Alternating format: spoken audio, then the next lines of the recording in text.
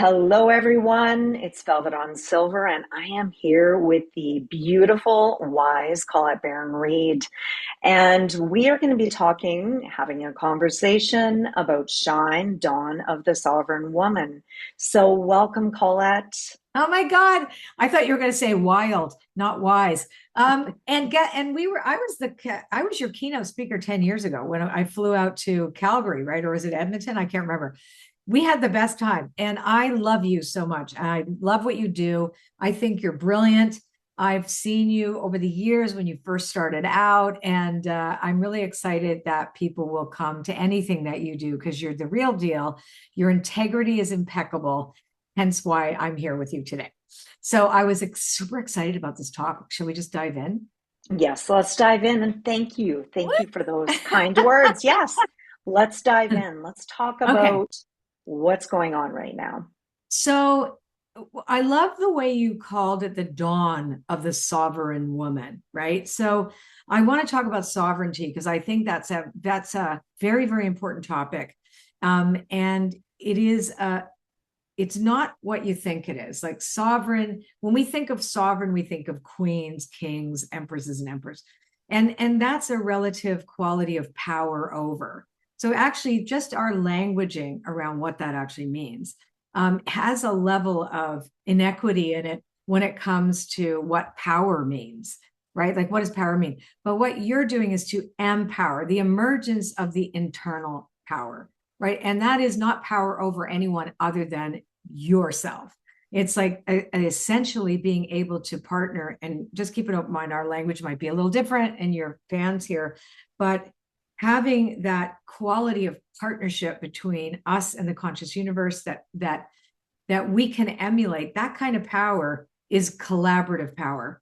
Because if you look at and I know you started your whole work with the goddess, like the whole thing, how you were channeling all that way back in the day, right? Like eons ago. I remember like 15 years ago, we were talking about it. Mhm. So, if you look back at some of the earlier works, like there's a great book by Riane Eisler called The Chalice and the Blade, where she talks about how matriarchal systems were collaborative, right? Even so, and men were not less than, it was just that women, because you knew where babies came from. They popped out of a woman's vajayjay, right? So we knew we gave birth. So that's how we knew. We knew that's the lineage, right? We saw that. So patriarchy was not a thing because we didn't need weapons either. So we're going back into I think it's the Taurian age, the Taurus age. Before Age of Aries is when weapons came in, and it went from a a collaborative partnership model to a dominator model, right? So we've still maintained the dominator model, which is power over, and we're seeing it right now everywhere. And I'm not being political. I'm just not. But you don't need to be. You just to see how the corruption and patriarchy and I'm not like nixing the patriarchy. It just is what it is. I'm going to be 68 Mhm. years old. I don't fight against anything right now. I look at it and go, what can I do to maintain my sovereignty and build a life that I enjoy, that I love, that'll help others, that will, be very conscious. And that's what you're trying to do with people too, is to provide them, with a community, right? Because you have community where we can talk about this together as women without behaving with the internalized patriarchy we all have within us to each other, because that's also part of the issue that I think you're trying to address. Because the real true sovereign woman doesn't fight against her sister. You know what I'm saying? It's not a competitive model at all. It's how can we collaborate? How can we share? How can we shine? How can we help each other shine? As opposed to where internalized patriarchy, and we saw that a lot during the gender and race uh,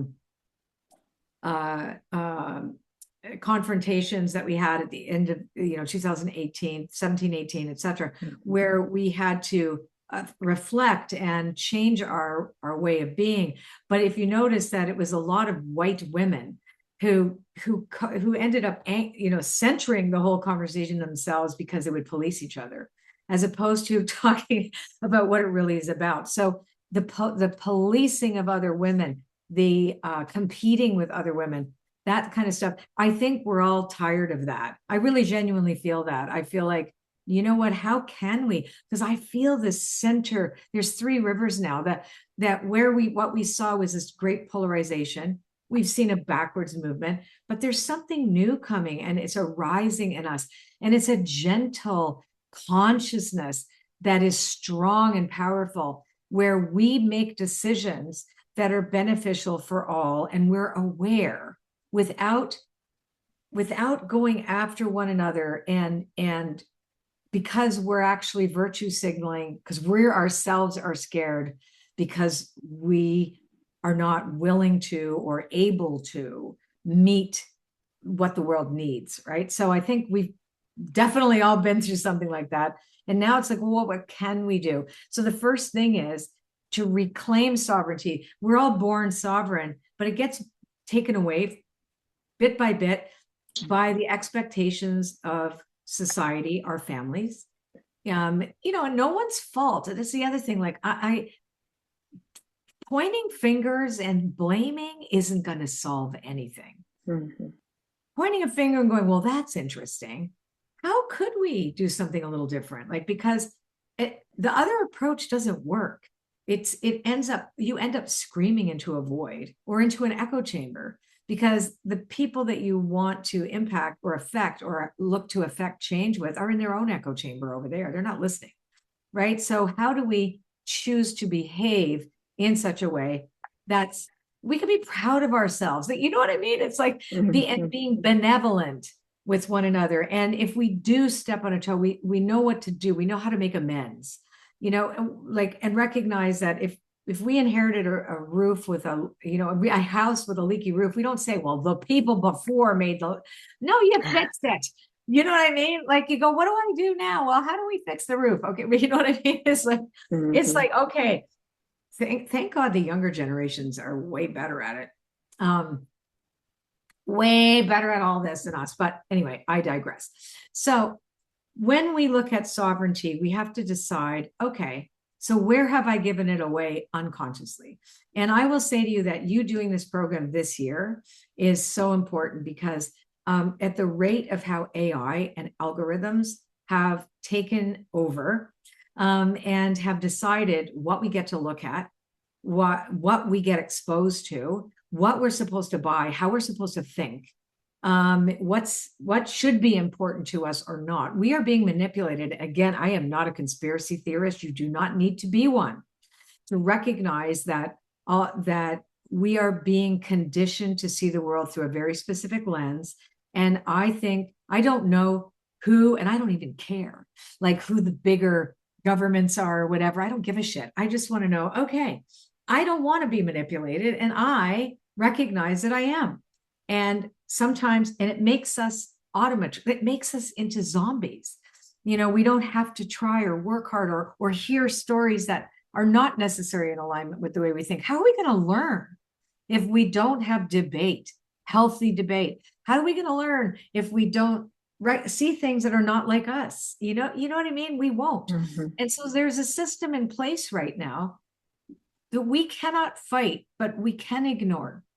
And when I say ignore, it doesn't mean bypass, but it means to recognize that it exists and choose another way. So both, and because we don't have a lot of say or anything about, because it's so much bigger than us, this whole AI thing, this whole, I'm a musician, as you know. I'm just at the ripe age of turning 68. My first album in 23 years, because I was in the music business. I'm working with, it's so cool. I'm going to be doing these tours and stuff with it, with what I do on top of it together. You just got to keep going. But my point is, there's a lot of AI in music now. Like, you don't even have to have any talent. You don't have to put the time and effort into learning an instrument. You just press buttons. So then you say it's your music. Well, it isn't. And so within the, arts, entertainments, like, that's why I paint by hand, and I draw, and I, even we're thinking of doing another Oracle card deck together. Jenna and I, we did my first 15, I think, or 12 or whatever. I have 19 decks, and she does not use AI. She hand does each layer of her card decks, and people say it's AI, and it isn't. There is So why am I telling you this? Because I didn't mean to go off on a tangent with it, but all of us are being impacted by this thing that could on one hand be helpful, but on the other hand manipulates us as consumers of attention. It takes our attention. That's our currency is our attention. And where our attention goes, energy flows. And so if your attention is on what you truly want and you rehearse that feeling state, you're going to see more of that, because the algorithm is actually based on, when you look at how it operates, the reticular activating system of our brains. And I've done the research in my book, The Art of Manifesting, with my partner, Anna Denning, where we were both science nerds. We both knew that art made a huge difference. We both knew art, music, sound, drawing. And we knew that there had to be information out there. And now with the, advent of all these different new scientific ways of seeing things, we start to recognize that our nervous systems are being hijacked too. So when we can get back online, our sovereignty automatically comes up because we're not stressed. We're making choices for ourselves, not the algorithm, right? We make the conscious choice to be a certain way. And when we learn to be cautious, when we see, is this in my highest good? Is this in alignment with everything? And it's okay. We're going to take 10 steps forward and 5 steps back. So we're going to fall on our face a few times and do the cha-cha. Mm-hmm. But at least we will make a commitment as sovereign women, right? A sovereign woman is a woman with choice, who chooses what she pays attention to, what she allows in her field, how she behaves with other women, like those, doing our own work. Like, no one is responsible for my trauma but me. If you trigger me, that's on me, not on you. So that we went through also a little period of time. I always get kind of freaked out when I see words and, everybody co-opted trauma. Like, oh, that's traumatizing. No, it's not. I know what trauma is. I was gang raped when I was 19. I've been violated. Like, I know what trauma is. I know trauma responses and whatever. You not getting the proper oatmeal at your thing isn't trauma. You know what I'm saying? But it's like, but we are a society of traumatized people. And so for us as women, we have to do our own inner work and not expect anybody else to do it for us. And that is part of our sovereignty, because sovereign means responsible, right? We are responsible. And we have a response. We are responsible, right? We are responsible. And then we start to develop a more resilient way of being in the world, because we are no longer expecting the world to behave towards us in such a way that's okay with us. Right? Mm-hmm. We have organic boundaries that come out of all of this. And it takes time. And I think that's the other thing. Like, I know that you say, well, awaken your inner goddess. We all have that, but we've also been taught that well, look at me at my age, right? Ageism. I should be invisible. You're not supposed to talk. God forbid that I did an album of music when I was told when I was 40 that I was too old for the business. And I was that, right? And I'm like, well, and I've been sending it out to some of the old executives that worked at my record label a long time ago, and they love it. They're like, they can't even believe I did it. They're like, wow, this is so great. Because they've all left now too. They're all retired, and they're like, oh my God, this is so good. And I'm like, yeah, fuck it. So it's kind of like all of us have to take responsibility for our dreams, our desires, our ethics, and we have to be willing to change our minds too. We have to grow. Sovereignty grows with the collective. What do they need? So imagine what a queen does, right? She rules her domain. Like, so I'm the queen of my own domain. I'm not a queen of yours, right? I'm amongst many queens, right? So I have my own little world. And that means I'm responsible, because that's what queens were. They had to hear out the population. Like, what did they do? They had to give them things. They had to say, okay, how can I make your life better? Right? You went there. So I'm the top of my own world.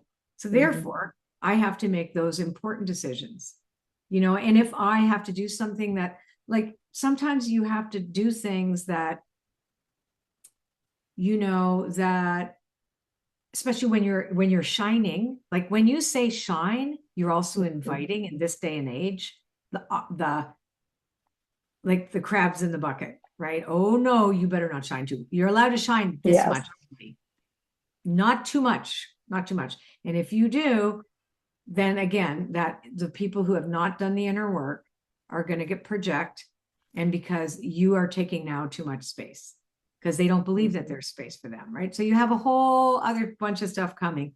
But wouldn't it be great if our caring, if we could care and not engage and bring a softness and a gentleness even in our strength, right? To acknowledge that, hey, yeah, you must be hurting. Like, doesn't mean I need you in my world, but we don't have to engage in the crazy. We don't. We can Mm-hmm. build a whole new world. Since it's crumbling, why don't we pick one? Mm-hmm. Right. Exactly. Over to you. Exactly.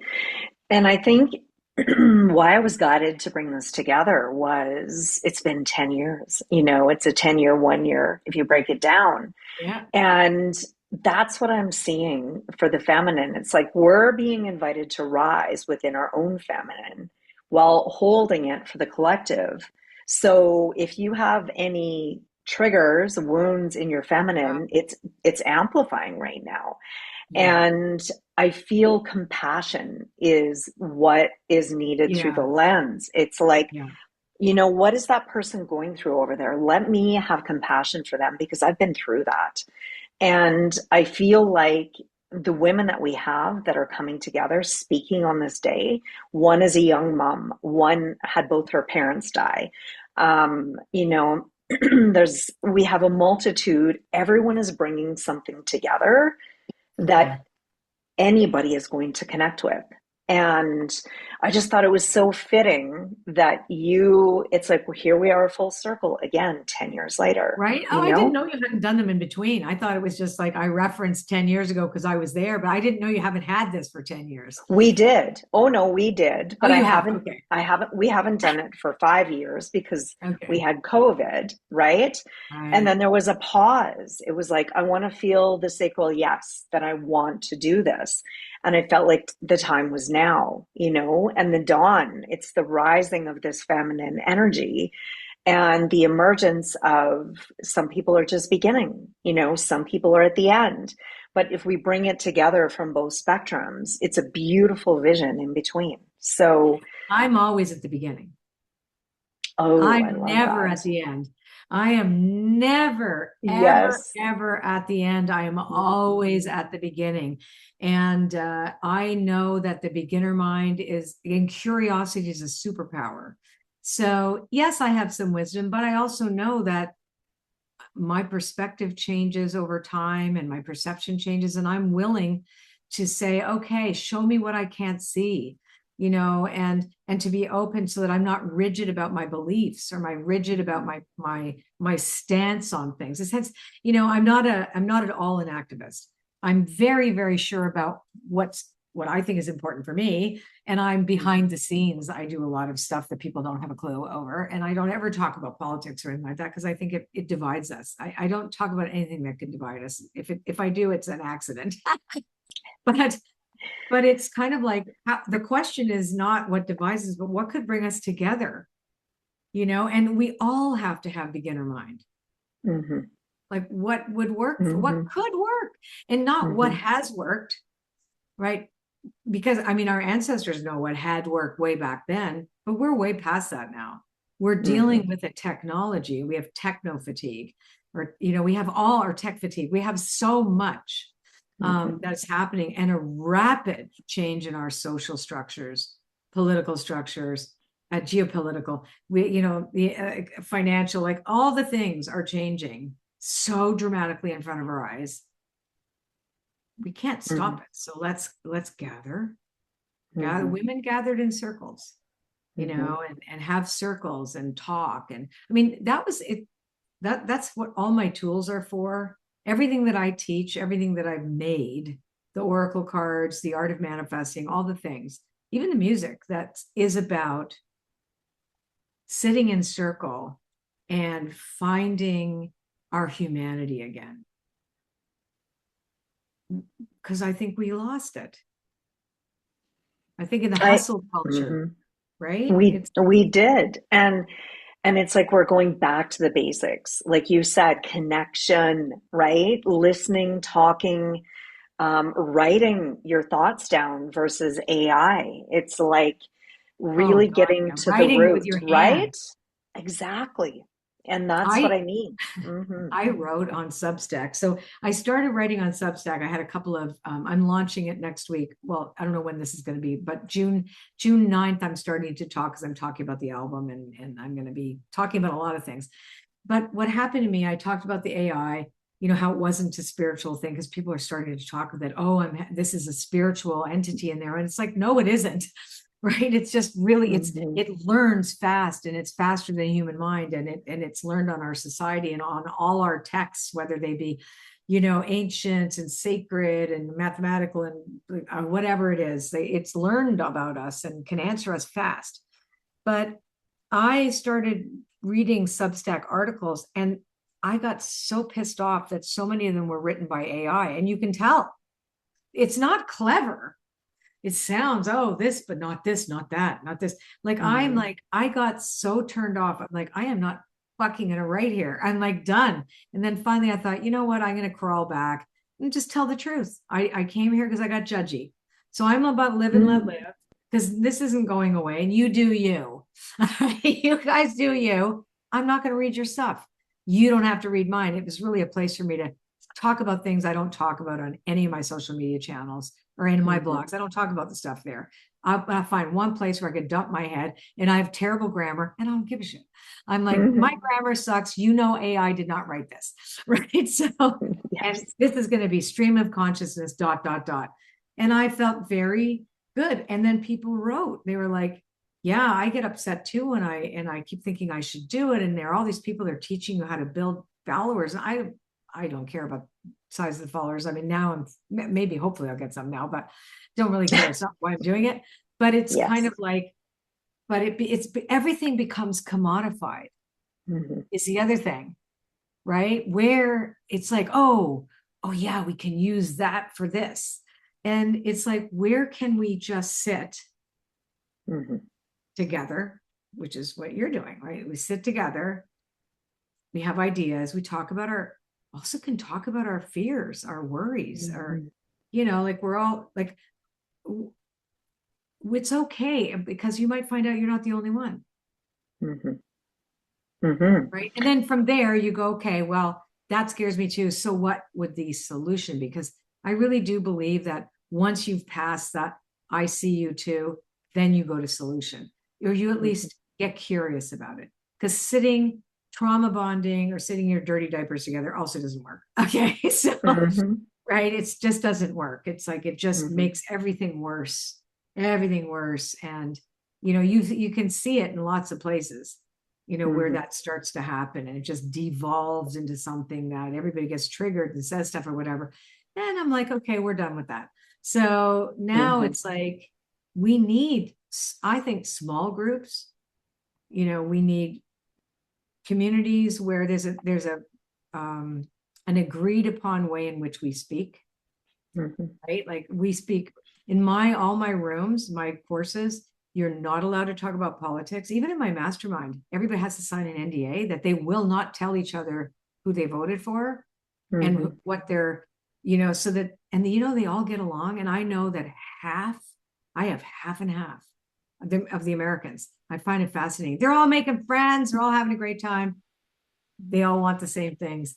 They just don't have a clue except me, who did Hmm. what. And I find it's a social experiment that works. If we can all come together and say, forget politics, let's talk about what's important. What do we Hmm. really, at the end of the day, want? How do we want to live? We all want peace. Hmm. I don't think women want, I think if women were running the world, there would not be wars. Hmm. I agree. We I wouldn't. agree. And that's why I wanted this theme to be the sovereign woman, right? It's Mhm. like, let's get back to that place of compassion, of collaboration, of conversation. Yeah. And that is why I created this day. It felt super important to do it this Yeah. year. And that's my intention for this day. Well, that's going to be so exciting. So we should tell everybody where they're going, Mhm. right? So where Yes. are we sending them? So Because the I'm going to tickets be are, there. yes, and we're so excited you're going to be here. Thank you for being here. So we are going to, you can find the tickets on www.velvadawn and then scroll down to the Shine, and you can do that. And there is also an application for a scholarship for my Evolved Femme, which is beginning in September, because I always like to give back. I want to give back to the women who are maybe struggling. So you can Mhm. find us there. And it's June 20th from 9:30 till 4:30. It's going to be an amazing day where we're going to sit and we're going to connect in our sovereign place. So What time thank am you. I speaking? You are speaking at 1 o'clock Oh, good. Eastern? What time? What 1 o'clock? What? MST. Oh, One what is o'clock. that? Is that three Yep. o'clock my time? Oh, I have to look. No, it's 11. Yes. No, it's three. I'm Eastern. It's three. You're 2 hours ahead.